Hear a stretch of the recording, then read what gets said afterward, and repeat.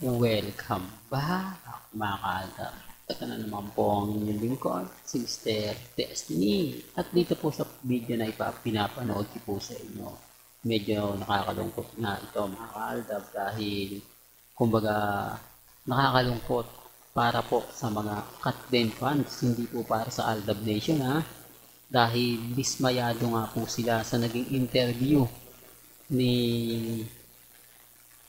Boy Abunda kay Catherine. Bakit daw po may mga bagay-bagay na ayaw nilang, akala ko ba 1 minute direct to the point, di po ba? O bakit sila kapag may raming paligoy-ligoy, hindi marami nagre-react o walang nagre-react, hindi man lang sinasabi, bakit hindi pa dinirekta na ano, bakit kailangan sa ating pamanggaling, bakit kailangan sa akin pa magmula, hindi po ba na kumbaga kung iisipin nyo naman po, dapat direktang sagot na o diretsang tanong. Pero yung diretsang tanong niya kung ready na nga po ba siyang may love. Di po ba? Anong klaseng tanong doon? Kung titignan nyo mga kaaldab, di po ba?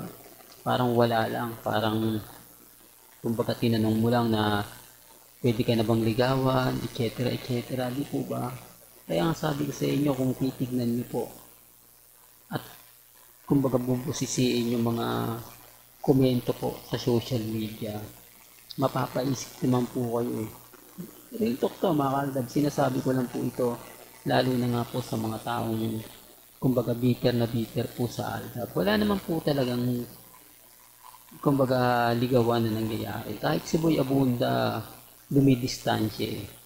Di po ba? Hindi siya yung tipo na akala mo papasok sa sitwasyon na papaasahin niya kasi alam niya na kapag sinabi niya siya rin po yung mapuputukan. Alam niya na kapag dumating yung point na natapos na yung pelikula, di po ba, mababa siya. Kasi kung titignan nyo mga kaalam, si Ogie Diaz na po, tignan nyo, si Ogie Diaz na po ang nagsabi at si Christopher Min, pero hindi siya nakisawsaw. Hindi niya tinanong man lang na, o kamusta na yung singsing na binigay sa iyo ni Alden Richards? Bakit ka ba binigyan ng singsing ni Alden Richards? Tapos ano yung mga kilig moments ninyo? Marami tuloy nag-e-expect na kayo na may something ba na aabangan sila bukod dun sa pelikula ninyo na aminan. Hindi pong ganun. Hindi po ba? Kaya ang sabi ko sa inyo mga kaaldab, may mga point na mapapaisip naman po talaga kayo. May mga point na kumbaga sasabihin nyo na oo nga Mr. Destiny kasi ang layo yung ine-expect mong interview taliwas sa napanood mo. Yung tipong akala mo may kilig moments na mangyayari. Yung pala normal lang. Di po ba normal lang na ano ka kay Alden, bakit anong kikiligin ka kay Alden, etc. etc. Di po ba? Wala yung laging sinasabi nilang, naku pag si Boy Abunda, straight yan. 1 minute question yan, talagang minsan mabablanko ka dyan. Minsan, kumbaga, masasagot mo yung anong scripted na po ito sa mga hindi po nakakaalam. Yung interview na yan, matik na yan kasi hindi naman po pwedeng hindi malaman agad-agad yung mga tanong yan. Baka sensitibo, di po ba may mga paksa na kailangan tinitignan muna. Kaya ang sabi ko sa inyo mga kaldab, ako hindi ako namimili. Diba? Kumbaga sabi ko nga, kung pagbabasihan niyo po yung mga sinasabi ni Mr. Destiny at yung mga pinapaliwanag po nila, doon nyo lang po masasabi kung sino nga po ba talaga yung totoong nagsasabi ng fake news at yung nagsasabi ng totoo. Bagamat maraming issue, okay lang naman po yun. Kasi hindi naman po natin ipipilit yung mga bagay-bagay na sa tingin po natin mali. Hindi naman po natin ipipilit yung mga bagay-bagay na kumbaga pumapabor sa kanila. Kaya nga po ako hindi ako affected eh.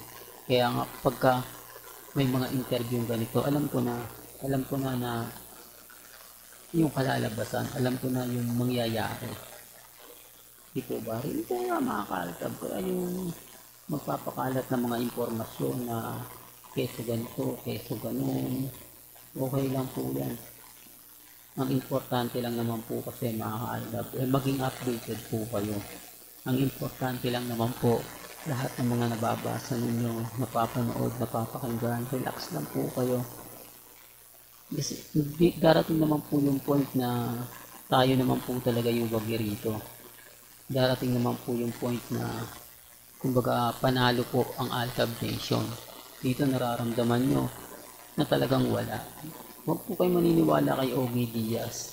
Yun nga, hindi na-interview niya. Ito personal na pong na-interview ni Boy Abunda pero hindi man lang niya tinanong, hindi man lang niya kumbaga literal na pinakilig yung mga fans. Kasi dito pwede niyang direktang itanong yung mga kumakalat po sa social media. Imposible naman po mga kaalab na hindi po yun alam ni Boy Abunda. Imposible naman po na tayo lang po yung nakakaalam nun.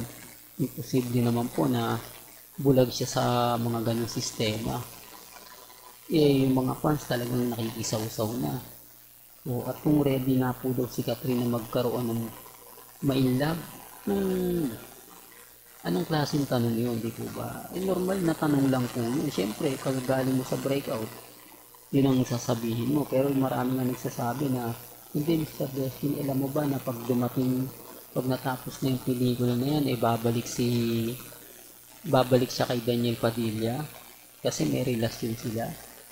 Diba? Kaya nga, ako hindi, kumbaga, sabi ko nga, may kanya-kanya tayong opinion, may kanya-kanya tayong pananaw. Diba? Hindi naman po tayo namimilit sa mga bagay-bagay na sinasabi nila. Basta sa akin, relax lang. Diba? Kampante lang. Maging matatag lang.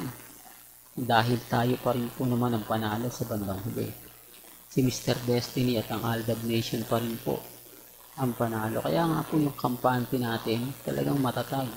Kahit bali-balik na rin po nila yung sitwasyon, kahit sabihin nilang kulto tayo, paasa, pero nakikita nyo naman po kung sino nga po ba talaga yung pinag-uusapan at yung pinagpepiestahan. Sa ngayon, maging relax lang po tayo, maging kampante, po ba? Huwag po tayo magpapa-apekto sa mga sinasabi. At least sa interview na to, basag na basag sila. Di po ba? Totoo naman po. Well, hanggang dito na lang po ang ating latest updates. Kaya kung gusto nyo pa po ng pinaka-latest at sariwang update, abay tumutok lang po kayo dito po sa channel ni Mr. Destiny para updated po kayo sa mga latest at sa mga bagong video po na ilalabas po natin maya-maya lang. Kaya kung bago ka lang sa channel na to at isa kang true blooded Aldab Nation na nagmamahal kina Mengay at Sol, tama po ang channel na pinuntahan mo. Kaya consider na po kitang bagong subscriber. Huwag mo kalimutang i-share ang mga video po natin sa mga mami, sa mga titas at sa mga senior. Hanggang sa muli, salamat po sa panonood at pakikinig.